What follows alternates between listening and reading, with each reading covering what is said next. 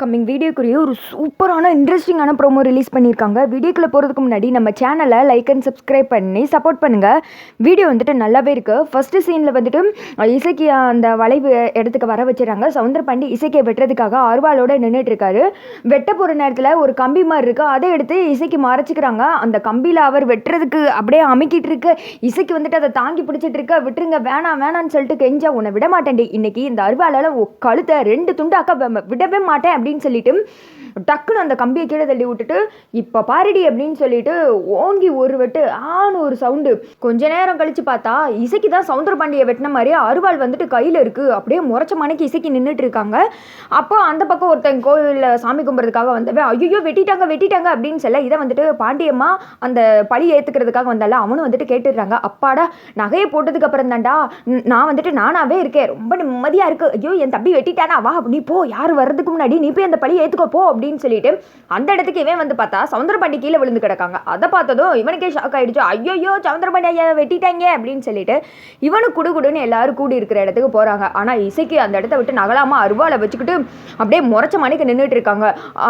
எம்மா வெட்டினதே வந்துட்டு இசைக்கு தான் சவுந்தரபாண்டியை வெட்டியிருக்காங்க அப்படின்னு சொல்ல, பாண்டியம்மா ஐயோ என் தம்பியை கொண்டுட்டானுவளே அப்படின்னு சொல்லிட்டு அந்த இடத்துக்கு வர வீட்டில் இருக்கவங்க எல்லாருக்குமே அந்த விஷயம் வந்துட்டு கத்தி சொல்லவுமே தெரிஞ்சிருது. அவங்களும் வந்துட்டு அந்த இடத்துக்கு வந்துடுறாங்க.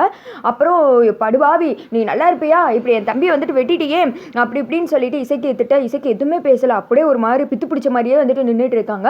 அப்புறம் முத்துப்பாண்டி வந்துட்டு வர்றாங்க. அப்படியே முறைச்ச மணிக்கு இசைக்கியை பார்த்துட்டு கையில் விலங்கு மாட்டி இசைக்கியை ஜீப்பில் இழுத்துட்டு போகிறாங்க. இதை பார்த்ததும் சண்முகத்து கோவம் வந்துடுது. விறுவிறுன்னு ஜெயிலுக்கு வர்றாங்க. என் தங்கச்சி இதை பண்ணியிருக்க மாட்டா, இதில் கண்டிப்பாக ஏதோ ஒன்று இருக்குது, நான் அதை கண்டிப்பாக நிரூபித்து காமிக்கிறேன்னா இல்லையான்னு பாரு, இது என்னோட சவாலாக எடுத்துக்கோடா, என் தங்கச்சி இதை பண்ணலைன்னு சொல்லிட்டு நிரூபிச்சு நான் ஓம் கையாலே என் தங்கச்சியை வெளியில் கொண்டு வரல, நான் சண்முகம் இல்லடா அப்படின்னு சொல்லிட்டு பயங்கர மாசா வந்துட்டு சவால் விட்டுட்டு இருக்காங்க. அடுத்த பக்கம் ஹாஸ்பிட்டலில் தான் காமிச்சிட்டு இருக்காங்க. சவுந்தரபாண்டி வந்துட்டு உயிருக்கு போராடிட்டு இருக்காரு. அப்போது இதெல்லாம் நடந்துட்டுருக்கு, ட்ரீட்மெண்ட்லாம். பரணி தான் ட்ரீட்மெண்ட் பார்த்துட்டு இருக்காங்க. ஐயோ உடனே இப்போ அப்பாவுக்கு இந்த குரூப் வந்துட்டு பிளட் வேணும், அவர் வாக்குமூலம் கொடுக்கணும், வாக்குமூலம் கொடுத்தா தான் இது இசைக்கியை காப்பாற்ற முடியும், இப்போ என்ன பண்ணுறது அப்படின்னு சொல்லிட்டு பதட்டமாக இருக்க. ஏதாவது ஒன்று பண்ணுத்தான், என் பிள்ளை பாவம் தான் அப்படின்னு சொல்லிட்டு அந்த திக்கம் வைகுண்ட கதறிட்டு இருக்க. இங்கிட்ட வந்துட்டு பாக்கியை வந்துட்டு இப்படி ஆயிடுச்சே அப்படின்னு சொல்லிட்டு கத்தி கதறிட்டு இருக்காங்க. சட்டம் எல்லாருக்கும் போது தான், தப்பு பண்ணவங்களுக்கு கண்டிப்பாக தண்டனை கிடைக்கும் அப்படின்னு சொல்லிட்டு இந்த திக்கம் முத்துப்பாண்டி சொல்ல, என் தங்கச்சி தப்பே பண்ணலன்னு சொல்லிட்டு நான் சொல்றேன், அவ ஒரு காலமும் இப்படி ஒரு காரியத்தை பண்ணிருக்கவே மாட்டா, அவ ஏன் தங்கச்சியில மற்ற பேருக்கு வாழ்க்கை கொடுப்பாளே தவிர யாரோட உசுரை வந்துட்டு எடுக்கணும்னு நினைக்க மாட்டான், இதை நான் நிரூபிச்சு காட்டுறேன், மூஞ்சி கரிய பூசுறேன் அப்படின்னு சொல்லிட்டு பயங்கர மாசா வந்துட்டு சண்முகம் சவால் விடுறாரு. அப்ப கண்டிப்பா இந்த அளவுக்கு சவால் விடுறப்பே தெரியுது கண்டிப்பா இசைக்கு இதை பண்ணல, வேற யாரோ பண்ணிருக்காங்க.